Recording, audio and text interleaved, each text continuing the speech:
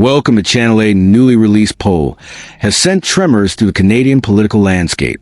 Prime Minister Mark Carney has opened up a commanding lead over Conservative leader Pierre Poilievre, leaving little doubt about where public sentiment currently stands. The numbers reveal a decisive gap. Carney holds a solid 51% support, while Poilievre lags far behind at just 28%. A new poll has jolted Canadian politics, and the numbers aren't just surprising, they're historic. Prime Minister Mark Carney isn't simply leading Conservative leader Pierre Poilievre. He's crushing him. Carney commands 51% support nationwide, while Poilievre languishes at just 28%. In Canadian politics, that's not a lead. That's domination. But here's what's remarkable. Canadians aren't necessarily flocking back to the Liberal Party. They're rallying around Carney himself, his leadership, his vision, his track record. From staring down Washington's bullying to diversifying trade, rebuilding the military, and attracting billions in global investment, Carney has shown Canadians and the world what decisive leadership looks like. Poilievre, by contrast, is stuck in neutral. He has slogans. He has sound bites. What he doesn't have is a record of delivering results. So why is the gap widening? And what does it mean for the next election? Polls rarely show a Canadian leader with this kind of margin. A 20-plus point gap isn't just momentum. It's a structural advantage. And it points to something deeper. Carney's personal approval ratings are outpacing his party's. He has managed to create a political brand that stands above partisan loyalty. That's powerful. It means voters who might never call themselves liberals are still saying, "I trust Carney." It insulates him from party fatigue, gives him cross-partisan credibility, and elevates him into the rare category of national statesman. For Poilievre, that's a nightmare. It's no longer enough to simply run against the Liberal Party. He has to convince Canadians to turn away from a leader they already see as competent, trustworthy, and global in stature. That Carney's rise is built on defining moments. When Donald Trump returned to White House, many Canadians feared a repeat of the chaos and humiliation of past trade wars. But Carney refused to be bullied.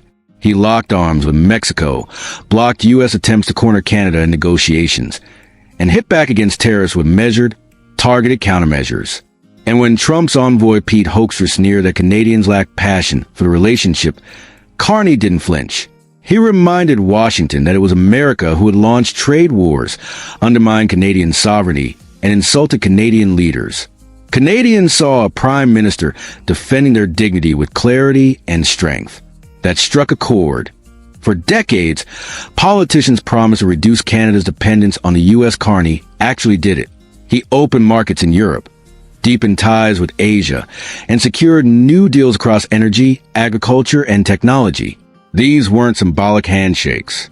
They translated into contracts, jobs, and investment that Canadians could see in their communities.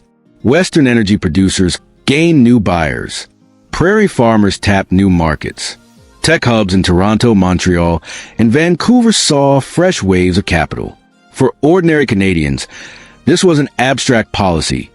It was job security, rising paychecks, and a sense that the economy wasn't at the mercy of Washington's mood swings. Canadians have long watched their military fall behind. Carney broke that cycle. He committed to NATO's 2% defense target years ahead of schedule and poured billions into Arctic sovereignty, cyber defense, and advanced equipment for Canadian troops. Why does it matter? Because with global conflict intensifying and the Arctic heating up, Canadians wanted a leader who would take security seriously. Carney delivered.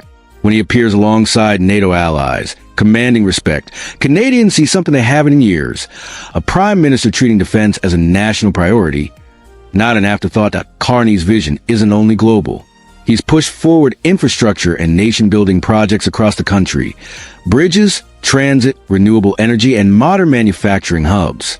Foreign investment followed, cementing Canada's place as a safe, attractive, forward-looking economy.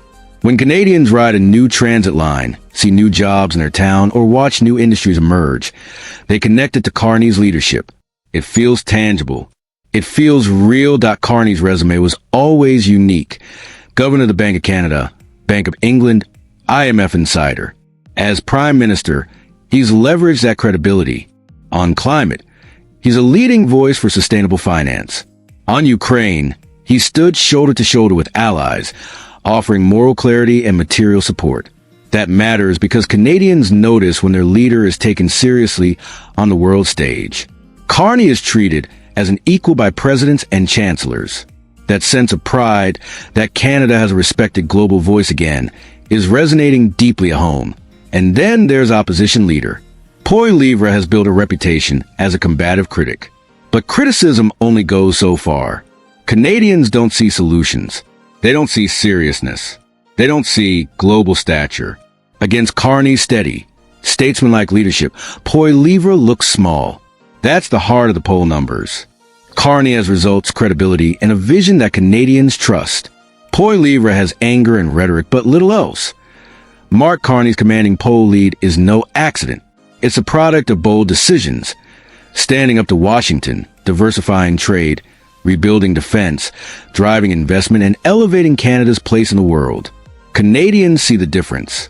For Poilievre, the road ahead is steep. Unless he can pivot from attack lines to proven solutions, Canadians won't give him a chance. For now, the verdict is clear. Canada trusts Mark Carney to lead in an uncertain world. This is Canada Today. Stay tuned as we track how this political earthquake shapes the road to the next federal election.